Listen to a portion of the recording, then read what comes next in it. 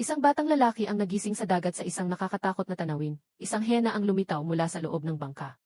Ang bata ay agad na naparalisa sa takot at nagmamadaling kumuha ng sagwan upang ipagtanggol ang sarili. Ngunit ang gutom na hena ay masyadong mabangis, pinipilit ang batang lalaki na tumakas, kumapit ng mahigpit sa isang kahoy na poste sa hulihan ng bangka upang matiyak ang kanyang kaligtasan. Sa kabutihang palad, ang African hyena ay nakakaranas ng pagkahilo sa unang pagsakay sa bangka, hindi makatayo sa kanyang mga paa dahil sa hindi matatag na pag-alog ng karagatan. Tinitingnan ng hyena ang biktima nito, nagpa siyang maghintay hanggang gabi bago umatake, at pagkatapos ay bumalik ito sa bangka. Nang makita ito, sa wakas ay nakahinga ng maluwag ang bata, ngunit sa sandaling iyon, napansin niya ang isang unggoy na lumulutang sa malapit. Ano ang nangyayari? Ang bata ay tumingin sa malapit at napagtantong nakasakay ito ng isang bungkos ng saging. Iniligtas niya ang unggoy at ngayon, ang bata ay napadpad sa dagat kasama ang tatlong hayop. Ito ay isang kwento tungkol sa isang batang naanod sa dagat.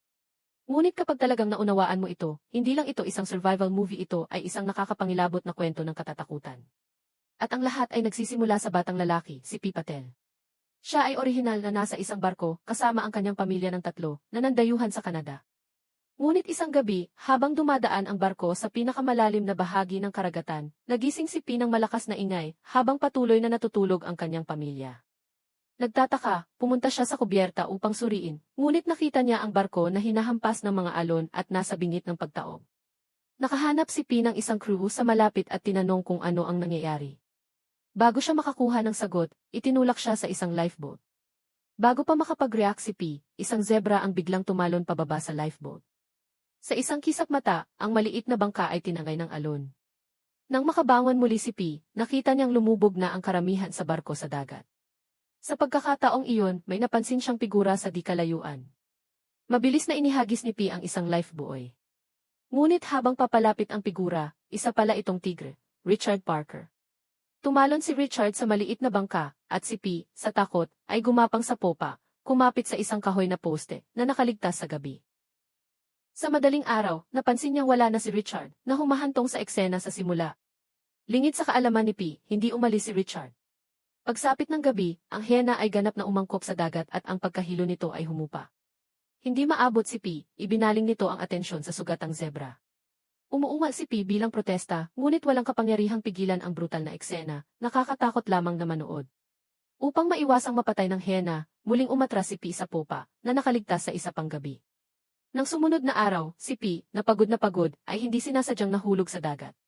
Mabilis siyang nagising, tumingin sa busog upang makitang patay na ang zebra, ngunit kahit papaano ay nakaligtas ang unggoy. Alam ni P na hindi na siya pwedeng umupo na lang doon. Sa pag-iisip ng mga armas na nakasakay, nag-ipon siya ng lakas ng loob at, habang hindi nakatingin ang hyena, nakakita siya ng survival manual sa isang locker. Pinagmasdan niya ito at pagkatapos ay gumawa ng pansamantalang lifeboat ayon sa mga tagubilin. Balak niyang pansamantalang iwan ang bangka kasama ang unggoy, ngunit biglang sumugod ang hyena palabas. Para protektahan si P, nakipag-away ang unggoy sa hyena. Tinumba nito ang hyena gamit ang isang suntok at hindi napigilan ni P ang magsaya. Ngunit sa loob ng ilang segundo, nahawakan ng hyena ang unggoy sa lalamunan, pinatay ito kaagad. Nang makita ito, galit na galit si P, gusto niyang ipaghiganti ang unggoy. Sa hindi inaasahang pagkakataon, lumitaw si Richard at mabilis na pinatay ang hyena. Agad na natakot si P at nagmamadaling itinulak ang lifeboat sa dagat, saka tumalon sa maliit na bangka. Buti na lang at nagdadalawang isip din si Richard, ang hari ng gubat, na pumasok sa tubig. Kaya, pansamantalang ligtas si P sa kanyang lifeboat. Sino ang nakakaalam kung gaano katagal ang lumipas bago si P, habang si Richard ay natutulog, palihim na bumalik sa bangka at nakakita ng ilang lata ng pagkain. Inilipat niya ang ilang pagkain sa balsa. Dahil sa gutom, agad na nagbukas ng biskwit si P at nagsimulang kumain, sa kabila ng panganib. Sa sandaling iyon, natuklasan ni P ang isang daga sa bangka. Ngunit ang mga tili nito ang gumising sa natutulog na si Richard. Sinubukan ni Richard na kainin si P, ngunit napigilan siya ng kanyang mga malamyang galaw na tumawid. Sa pag-aakalang ligtas na siya, biglang nakita ni P si Richard na nagbago ng taktika. Sa isang sandali ng desperasyon, hinawakan ni P ang daga sa kanya at inihagis ito sa bibig ni Richard, pagkatapos ay mabilis na tumalon pabalik sa balsa. Dahil nandoon pa ang bangkay ng zebra sa bangka, pansamantalang iniligtas ni Richard si P. Nang gabing iyon, nakatayo si Richard sa gilid ng bangka, matamang nakatitig sa kanyang biktima. Napaluha si P. Kung siya ay lumayo sa bangka, hindi niya makukuha ang pagkain na nakaimbak doon. Kung hindi siya umalis, sa huli ay kakainin siya ng nagugutom na si Richard. Pagkatapos ng isang gabing pagmumuni-muni, gumawa si P ng isang matapang na desisyon, aamuin niya si Richard. Kasunod ng mga tagubilin mula sa manual, ang unang hakbang ay ang pumili ng isang kalmadong araw, iposisyon ang lifeboat laban sa hangin, gawin itong matatag at komportable hanggat maaari, at pagkatapos ay pumutok. Ang ikalawang hakbang ay ang pagtagilid ng bangka sa mga alon at patuloy na humihip ng sipol. Sa ganitong paraan, iugnay ni Richard ang tunog sa pagkahilo at kakulangan sa ginhawa. Ngunit ang pinakamahalagang hakbang ay darating pa. Inipon ni P ang kanyang lakas ng loob at umihi sa bangka para markahan ang kanyang teritoryo. Ngunit hindi nag-react si Richard, sa halip parang kinukutya niya ang mga aksyon ni P. Kahit na hindi gumana ang mga mapanganib na hakbang na ito, hindi sumuko si P. Sinimulan pa niyang ibahagi ang sariwang tubig na nakolekta niya kay Richard at sinubukang gumamit ng biskwit sa pangingisda. Ang lahat ng ito ay ginawa upang matiyak ang kanyang kaligtasan, dahil kailangan ni Richard ng halos 5 libra ng karne araw-araw, at kung siya ay masyadong nagugutom, inaatake nito si P. Ngunit sa kabila ng mga araw at gabi ng pagsubok, walang swerte si P na makahuli ng anumang isda. Sa wakas, nangyari ang pinakakinatakutan ni P. Isang araw, si Richard, na hindi na nakayanan ang kanyang gutom, ay tumalon sa dagat. Natigilan si P sa takot. Ang clumsy na si Richard ay hindi makahuli ng isda. Si P, na nanonood mula sa gilid, ay hindi napigilang matawa sa kanyang awkward na mga pagtatangka. Ngunit hindi nagtagal ang kanyang pagtawa, dahil hindi nagtagal ay napatingin si Richard sa kanya, at nagsimulang lumangway patungo sa kanya. Sa takot, mabilis na hinila ni P ang lubid, tumalon sa maliit na bangka bago pa siya maabot ni Richard, at pagkatapos ay itinaas ang balsa sa bangka, naiwan si Richard na napadpad sa tubig. Si Richard ngayon ay parang tupa sa katayan sa dagat. Nagtaas ng palakol si P, handang wakasan ang buhay ni Richard, pero noon lang, biglang nagpa-cute si Richard. Hindi pa nakapatay noon, nag-atubili si P, at pagkatapos ng mahabang sandali ng pag-aalinlangan, hindi niya napigilan ang sarili na gawin ito. Pagsapit ng gabi, isang araw nang nakababad si Richard sa dagat. Upang maiwasang mamatay si Richard sa tubig, inilipat ni P ang lahat ng pagkain mula sa bangka patungo sa balsa at pagkatapos ay itinulak ang balsa pabalik sa dagat. Hindi niya alam na ang pagkilos na ito ay isang bagay na pagsisisihan niya. Pagkatapos ay ibinaba niya ang isang tabla na nagpapahintulot kay Richard na makaakyat sa maliit na bangka habang siya ay bumalik sa balsa. At kaya, ang tao at tigre ay nagpatuloy sa kanilang paglalakbay na naaanod sa dagat. Isang araw, biglang napansin ni P ang isang malaking isda na lumalangway sa kanyang lambat. Mabilis niya itong sinunggaban at saka paulit-ulit na hinampas ng martilyo hanggang sa mawala ng buhay, naging kulay abo ang katawan nito. Napaluha si P, dahil ito ang unang beses na nakapatay siya ng kahit ano, at si P ay isang vegetarian na hindi pa nakakain ng karne. Inihagis niya ang buong isda kay Richard. Nang gabing iyon, ang dagat ay napuno ng kumikinang na dikya, isang tanawin ng nakamamanghang kagandahan. Tulad ng isang mausisa na bata, inabot ni P ang dagat, masayang idinadaan ang kanyang kamay sa tubig. Ngunit hindi niya alam na sa likod ng kagandahan ay may panganib.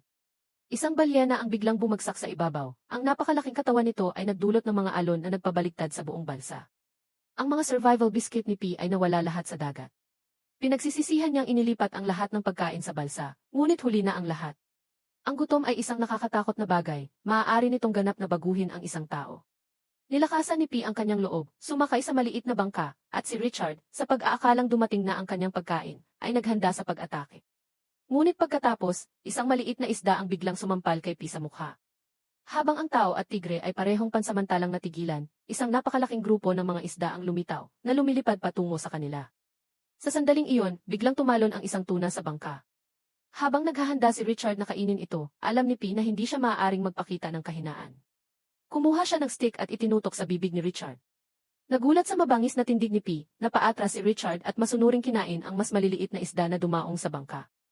Nagulat sa mabangis na tindig ni P, napaatras si Richard at masunuring kinain ang mas maliliit na isda na dumaong sa bangka ng gabing iyon, pagkatapos linisin ang tuna, kinain ito ng mataba ni P. Ang pagkakaroon ng sapat na pagkain ay hindi sapat, alam ni P na para mabuhay, kailangan niyang paamuhin si Richard.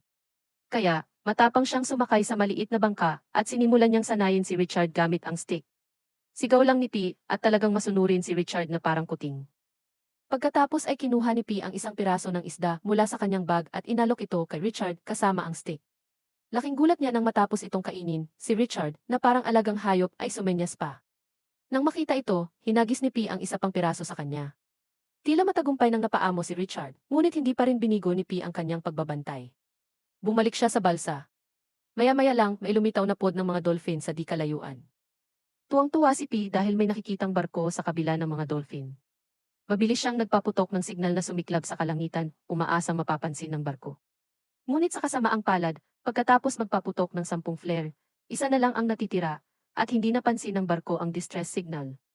Sa kalaunan, nawala ito sa paningin ni P. Sa sandaling iyon, nakaramdam siya ng lubos na pag-asa. Nang gabing iyon, ang tao at tigre ay tumitig sa mga bituin, iniisip kung kailan matatapos ang pag-anod na ito. Hindi nila alam, ang panahon sa dagat ay maaaring magbago sa isang iglap.